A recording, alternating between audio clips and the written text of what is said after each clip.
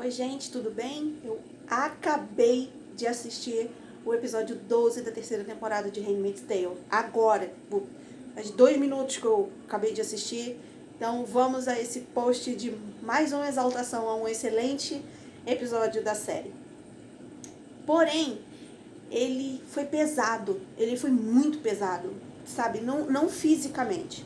Fisicamente ele não teve quase nada de errado, mas psicologicamente ele foi muito pesado, tá? A começar pela June, que estava constantemente com medo de ser pega, dos olhos virem levarem ela embora, do plano dela dar tudo errado, do próprio comandante Lawrence, do Joseph ser levado embora, Eleanor também. E ela ficou com essa neura constante, né? Mais do que ela já estava. Ela já estava meio que despirocada, digamos, desde o episódio 7 e agora no episódio 12 piorou muito a situação pela consequência da morte do alto comandante. Que, aliás, amei de novo, glorifiquei e exaltei, porque aquele cara já estava, né, foi uma participação mínima desse comandante. Não estou falando do ator, tá? Eu estou falando da personagem, do personagem que participou de, sei lá, 4 episódios dessa temporada e já estava fazendo hora extra. A Eleanor, a própria Eleanor, estava também num momento de, depois daquela fúria dela de tentar matar o Joseph, porque ele acabou fazendo a cerimônia e eles ambos tinham jurado que nenhuma aia ia ser submetida à cerimônia na casa, e acabou que eles foram obrigados a isso por causa do Fred, da Serena e do alto comandante. Depois desse momento de fúria, ela entrou numa depressão maior ainda do que ela já estava. Ela estava se segurando na pontinha do poço. E depois que aconteceu, ela caiu logo de uma vez. Não a culpo. Quem a culparia, né? Ela não era nada disso que ela queria para Gilead. Ela queria um mundo mais bonito, um mundo mais pacífico, um mundo onde ela pudesse professar a arte dela, e nada disso aconteceu. Ficou mais feio, mais totalitário, menos artístico, e isso ela não aguentou, tá? O plano tá seguindo, o plano de tirar as crianças de Gilead tá seguindo adiante.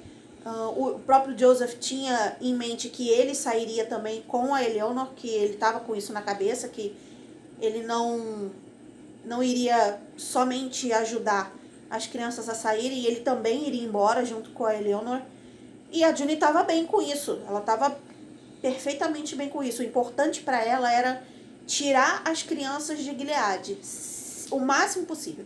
Se o comandante dela e a esposa fossem juntos, ela não estava nem aí, porque na real ela é uma aia. Ela ou seria castigada de forma amena, ou ela não seria castigada e seria colocada em outro posto, porque o comandante dela não foi capaz de gerar filhos nela. E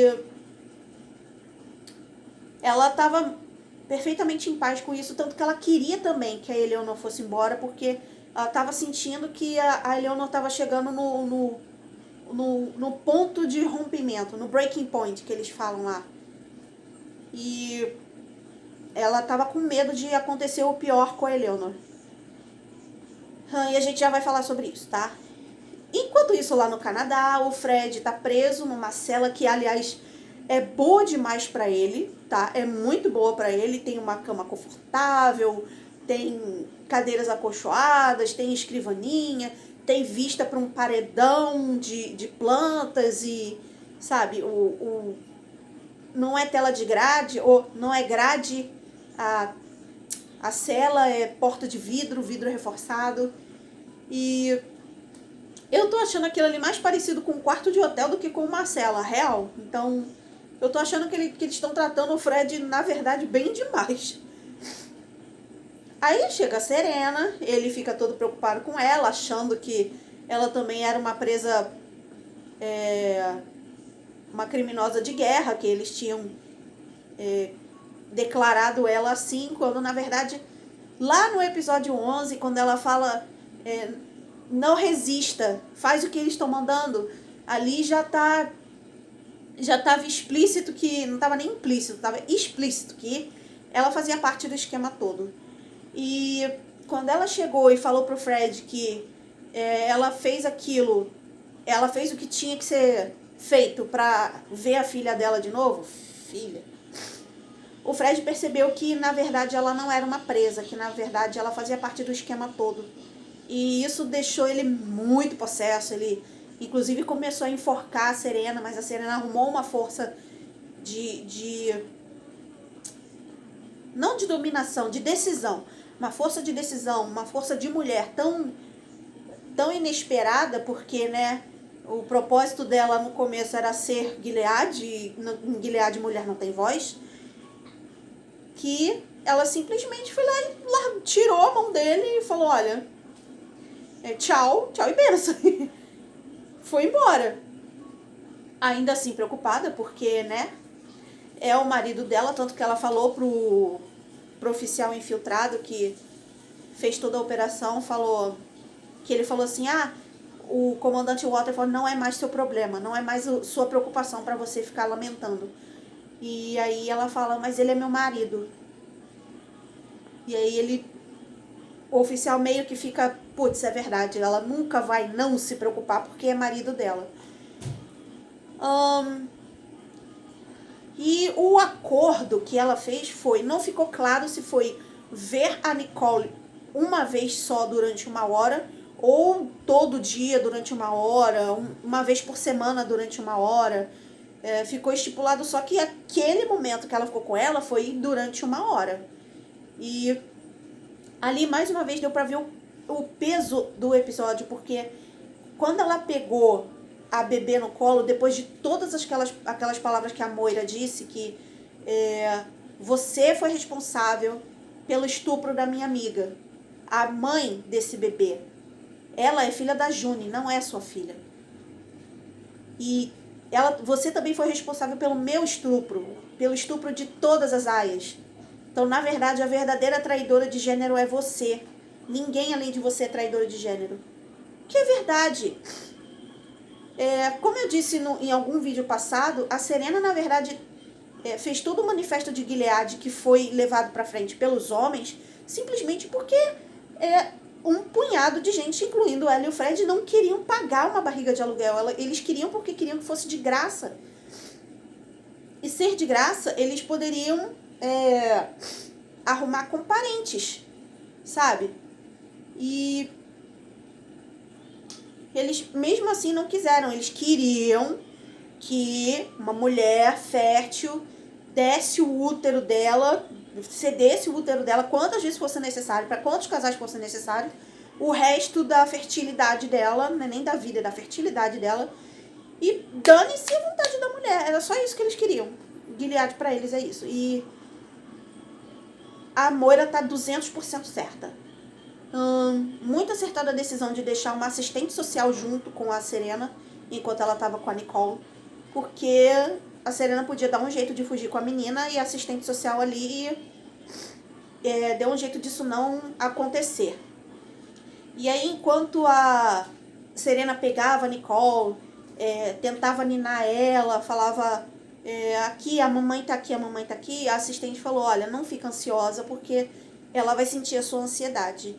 E não usa esses termos, mãe, porque vai confundir ela. Você não é a mãe dela. E foi pesado, a Serena chegou a chorar, porque pra ela se sente a mãe da Nicole, apesar de não ser. Ela não é. Jogaram isso na cara dela, isso foi lindo. Eu achei isso lindo. Jogaram na cara dela, não faz isso porque você não é a mãe dela. Tá? O acordo foi esse, você ficar com ela e você não confundir a cabeça dela durante 1 hora. Você não é a mãe dela. Pronto, acabou. Achei maravilhoso. Achei de bater palma, porque a Serena tem que se colocar no lugar dela, que é de uma traidora criminosa que tem que pagar pelos crimes dela. Somente, ela não é lá nada além disso. Antes de Gilead, ela foi uma palestrante brilhante, foi uma escritora maravilhosa, foi uma cantora gospel conhecida, isso tudo tá no livro, tá? Que meio que não mostrou. Mostrou o lado palestrante dela e o lado escritora dela só, mas o lado cantora gospel dela não mostrou na série. Provavelmente eles tiraram isso, mas no livro é isso.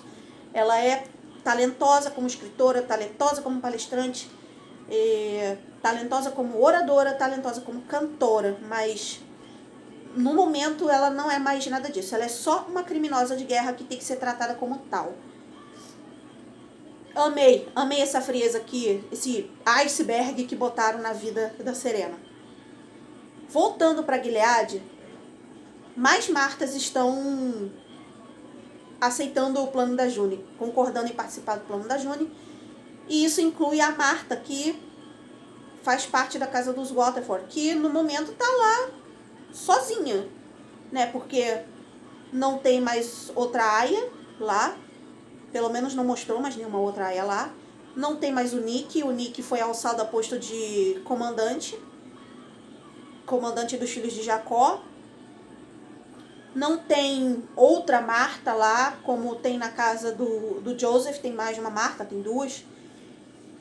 E ela tá lá basicamente sozinha numa mansão enorme, e aí o que ela vai fazer? Ela poderia entrar em contato com os filhos de Jacó, com algum olho, com uma autoridade competente de Gilead, e falar, olha, eu estou sozinha, eu não sei o que aconteceu com os meus comandantes, o que eu faço? Eu fico aqui, eu volto para minha casa de treinamento, eu vou para outra casa, o que eu faço? E nunca ficou claro na série aonde as Martas são treinadas. Para mim, elas são treinadas no Centro Vermelho também, tá? No centro que deveria ser o Centro Rachel e Leah, mas ficou meio que implícito que o Centro Rachel e Leah não foi para frente depois do ataque terrorista. Elas voltam para o Centro Vermelho antigo. Tanto que a June voltou para lá. Ela foi castigada lá, ela teve que fazer tarefas lá, as outras aias continuaram treinando lá. Então, o Centro Rachel e Leah aparentemente não foi pra frente, tá? Ou ainda está em reformas. Mas, pra mim, tá? Opinião, tia Rê.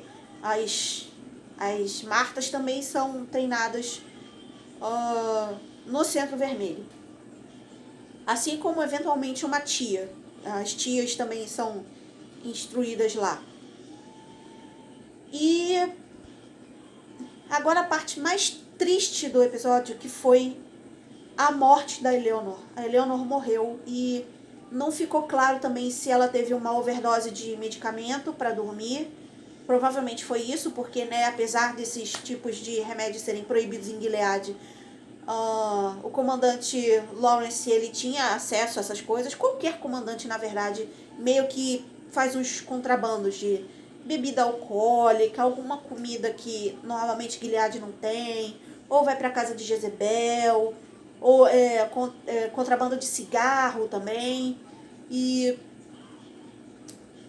provavelmente foi isso. Se não foi isso, foi o corpo dela cedendo à depressão, porque ela já estava extremamente magra, gente. Ela estava com o rosto chupado, esquelético mesmo, sabe? Quase não andava, sabe? Ela andava muito pouquinho e dava uns rompantes de energia dela, mas logo paravam.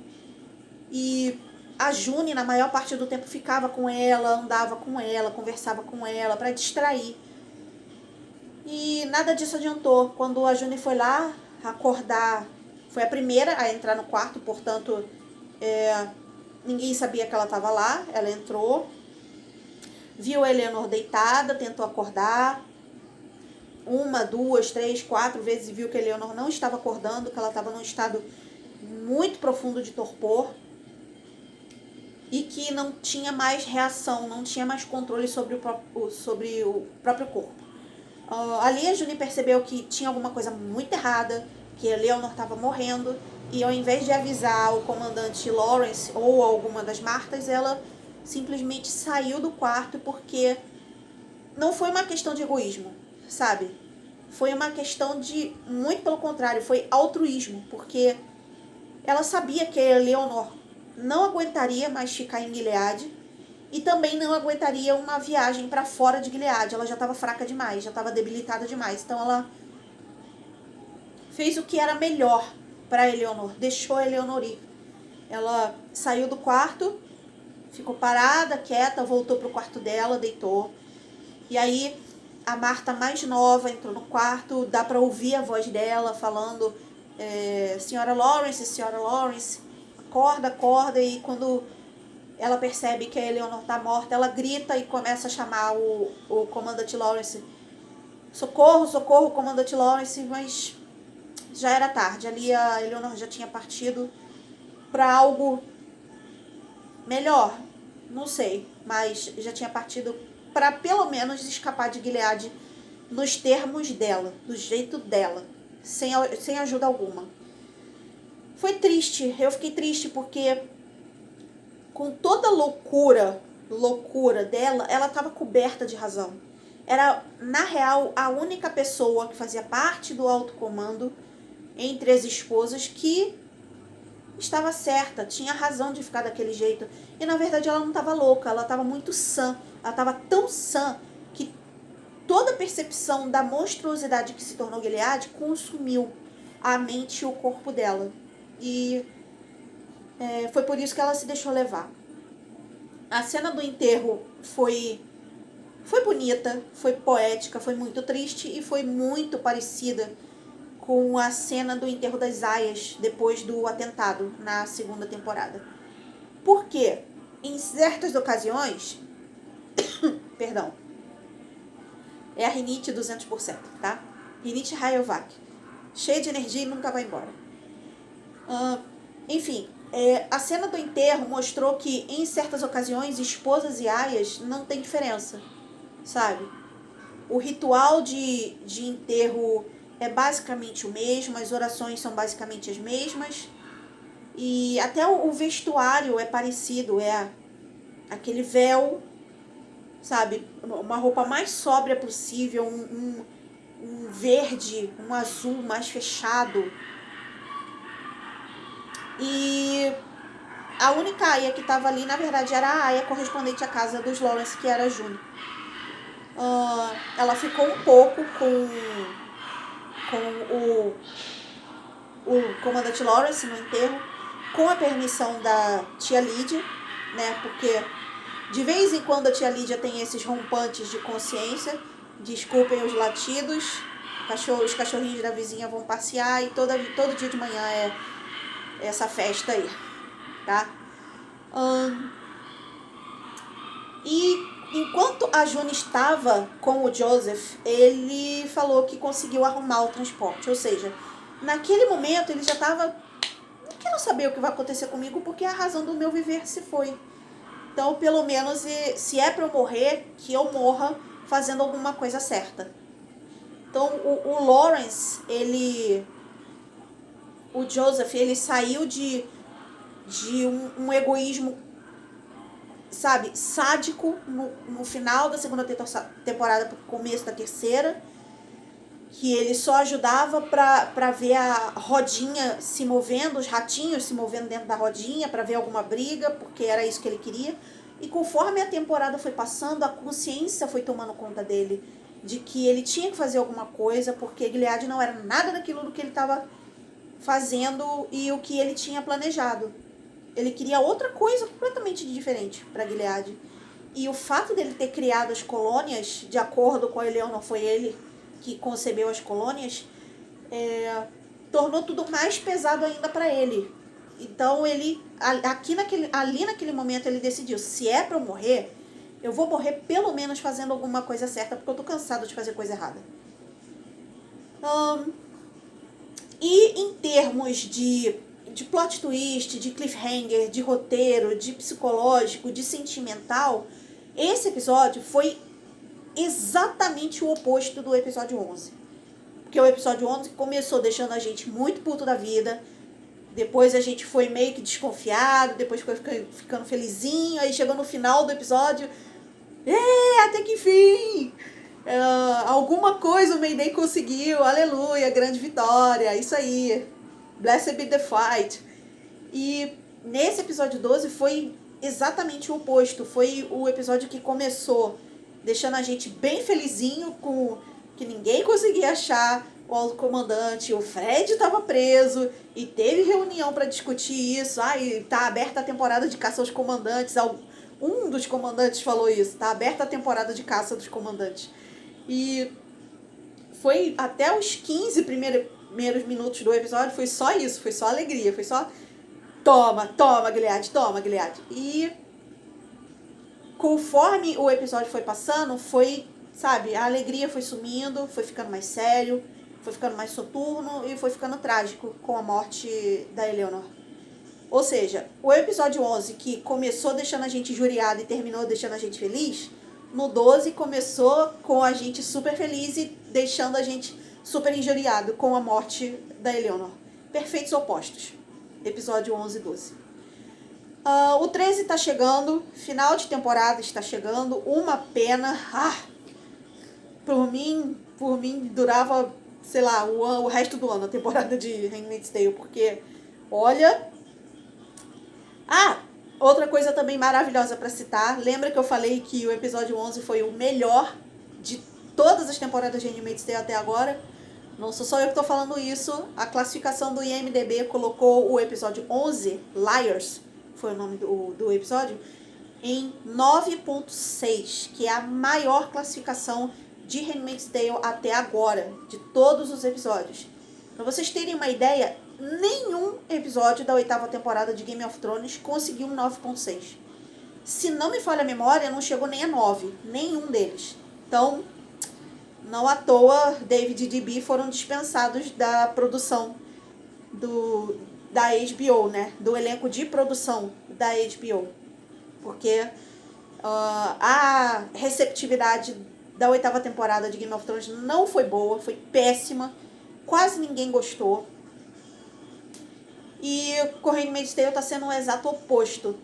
Tá todo mundo gostando muito dessa temporada. E eu espero que a 4ª mantenha esse gás. Eu espero mesmo, porque tem que acabar na 4ª temporada. Tem que acabar na 4ª temporada. Porque senão eles vão ter que fazer um milagre muito enorme pra 5ª temporada ser tão boa ou melhor que a primeira, a segunda e a terceira. Tá bom? É isso aí. Se você tem algum comentário, deixa aqui embaixo, deixa seu like, se inscreve no nosso canal. E se você tiver Twitter, a gente também tem, que é @falandodefix. Falou? Beijo. Tchau, tchau.